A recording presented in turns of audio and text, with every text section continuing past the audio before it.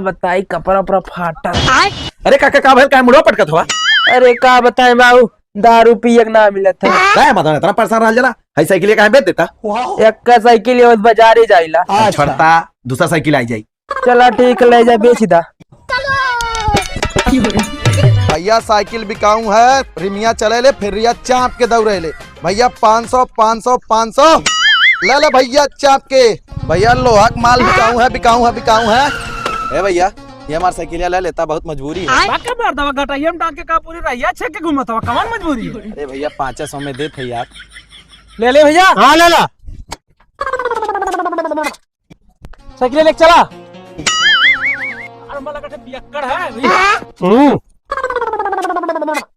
देखा ये साइकिल उठा चल देना पतन कहाँ गेहूं पिसा जाकर एक चुटकी आटा ना है घर में। देखी कहाँ गई ने। हम भी पियेंगे तुम भी पियोगे, चाप के चल के खेत में लौटेंगे।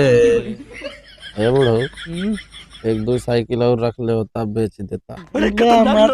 बहुत मारी बहन का याद आवत है पतोहिया मारी। हे बाबूजी साइकिल कहाँ गई? कहाँ साइकिल? ये साइकिल होगा तू इतना बड़ा थ्रेसर नालू का तू साइकिल